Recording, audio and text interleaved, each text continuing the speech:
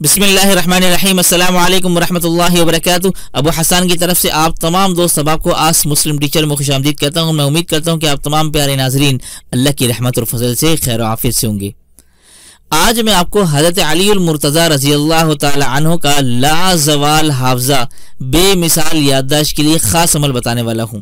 وہ عمل کیا ہے اور اس کا طریقہ عمل کیا ہے، اس کو آپ تفصیل سے ذرا غور سے سنیے گا، تبھی جا کر اس عمل کو آپ سمجھ پائیں گے۔ حضرت ابن عباس رضی اللہ تعالی عنہما فرماتے ہیں کہ میں حضور اکرم صلی اللہ علیہ وآلہ وسلم کی خدمت میں حاضر تھا کہ حضرت علی کرم اللہ وجہہ حاضر ہوئے اور عرض کیا کہ یا رسول اللہ، میرے ماں باپ آپ پر قربان ہو جائیں، قرآن پاک میرے سینے سے نکل جاتا ہے، جو یاد کرتا ہوں وہ محفوظ نہیں رہتا۔ حضور اکرم صلی اللہ علیہ وآلہ وسلم نے ارشاد فرمایا کہ میں تجھے ایسی ترکیب بتلاؤں کہ تجھے نفع دے اور جس کو تو بتلا دے اس کے لیے بھی نفع ہو جائے، اور جو کچھ تو سیکھے وہ محفوظ رہے۔ حضرت علی رضی اللہ تعالیٰ عنہ کے دریافت کرنے پر حضور اقدس صلی اللہ علیہ وآلہ وسلم نے ارشاد فرمایا کہ جب جمعے کی شب آئے تو اگر یہ ہو سکتا ہو کہ رات کے آخری تہائی حصے میں اٹھے تو یہ بہت ہی اچھا ہے، کیونکہ یہ وقت ملائکہ کے نازل ہونے کا ہے اور دعا اس وقت میں خاص طور سے قبول ہوتی ہے۔ اس وقت کے انتظار میں حضرت یعقوب علیہ السلام نے اپنے بیٹوں سے کہا تھا کہ سوف استغفر لکم، سورہ یوسف کی آیت نمبر 98 ہے کہ عن قریب میں تمہارے رب سے مغفرت طلب کروں گا، یعنی جمعے کی رات کے آخری حصے میں۔ پس اگر اس وقت میں جاگنا دشوار ہو تو آدھی رات کے وقت اور یہ بھی نہ ہو سکے تو پھر شروع ہی رات میں کھڑا ہو جا اور 4 رکعت نفل اس طرح پڑھے کہ پہلی رکعت میں سورہ فاتحہ کے بعد سورہ یاسین شریف پڑھے، اور دوسری رکعت میں سورہ فاتحہ کے بعد سورہ دخان پڑھے، اور تیسری رکعت میں سورہ فاتحہ کے بعد سورہ علم سجدہ پڑھنی ہے، ٹھیک ہے، اور چوتھی رکعت میں سورہ فاتحہ کے بعد سورۃ الملک پڑھے، اور جب آپ التحیات سے فارغ ہو جائیں تو اللہ تعالیٰ کی شان میں خوب حمد و ثنا کریں، اور اس کے بعد مجھ پر درود و سلام بھیجو، اور اس کے بعد تمام انبیاء علیہم السلام پر درود بھیجو، اور اس کے بعد تمام مومنین کے لیے اور تمام مسلمان بھائیوں کے لیے جو تجھ سے پہلے مر چکے ہیں ان کے لیے استغفار کر۔ اب سب سے پہلے ہم یہ دیکھ لیتے ہیں کہ حمد و ثنا، درود شریف اور تمام مومنین کے لیے دعا کیا ہے، وہ آپ نے یہ پڑھنی ہے۔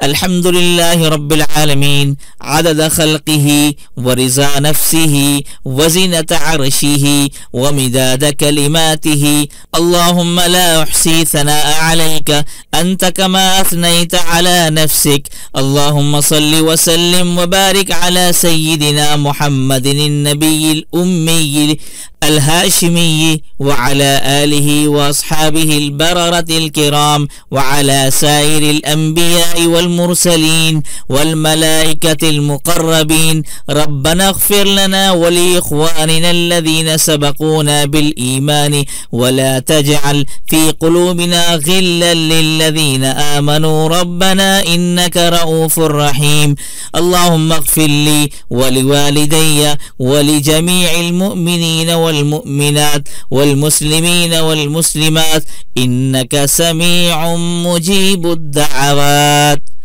یہ آپ نے دعا شروع کرتے وقت پڑھنی ہے، جس میں حمد و ثنا بھی آ گئی، درود شریف بھی آ گئے، اور تمام مومنین کے لیے دعا بھی آ گئی اور استغفار بھی آ گیا، ٹھیک ہے۔ اب اس کے بعد آپ نے یہ دعا پڑھنی ہے جو حدیث میں مذکور ہے حافظے کے لیے، اللہم ارحمنی بترک المعاصی ابدا ما ابقیتنی وارحمنی ان اتکلف ما لا یعنینی وارزقنی حسن النظر فيما يرضيك عني اللهم بديع السماوات والأرض ذا الجلال والإكرام والعزة التي لا ترام أسألك يا الله يا رحمن بجلالك ونور وجهك أن تلزم قلبي حفظ كتابك كما علمتني وارزقني أن أقرأه على النحو الذي يرضيك عني. اللهم بديع السماوات والأرض ذا الجلال والإكرام والعزة التي لا ترام، أسألك يا الله يا رحمن بجلالك ونور وجهك أن تنور بكتابك بصري وأن تطلق به لساني وأن تفرج به عن قلبي وأن تشرح به صدري وأن تغسل به بدني، فإنه لا يعينني على الحق غيرك ولا يؤتيه إلا أنت ولا حول ولا قوة إلا بالله العلي العظيم. یہ دعا میں نے اب آپ کو اس لیے میں نے پڑھ کر سنائی ہے تاکہ آپ کے تلفظ میں زبر زیر پیش میں کسی قسم کی غلطی نہ ہو، ٹھیک ہے. اب پھر اس کے دعا کے بعد حضور اکرم صلی اللہ علیہ وآلہ وسلم نے ارشاد فرمایا کہ اے علی، اس عمل کو 3 جمعے یا 5 جمعے یا 7 جمعے کر، انشاءاللہ دعا ضرور قبول کی جائے گی.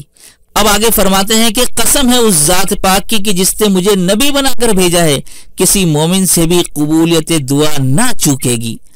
ابن عباس رضی اللہ تعالیٰ عنہما کہتے ہیں کہ علی کرم اللہ وجہہ کو 5 یا 7 جمعے ہی گزرے ہوں گے کہ وہ حضور صلی اللہ علیہ وآلہ وسلم کی مجلس میں حاضر ہوئے اور عرض کیا یا رسول اللہ، پہلے میں تقریباً 4 آیتیں پڑھتا تھا اور وہ بھی مجھے یاد نہ ہوتی تھی، اور اب تقریباً 40 آیتیں پڑھتا ہوں اور ایسی ازبر ہو جاتی ہیں کہ گویا قرآن شریف میرے سامنے کھلا ہوا رکھا ہے. اور پہلے میں حدیث سنتا تھا اور جب اس کو دوبارہ کہتا تھا تو ذہن میں نہیں رہتی تھی، اور اب احادیث سنتا ہوں اور جب دوسروں سے نقل کرتا ہوں تو ایک لفظ بھی نہیں چھوٹتا. بحوالہ ترمذی اور مستدرک حاکم.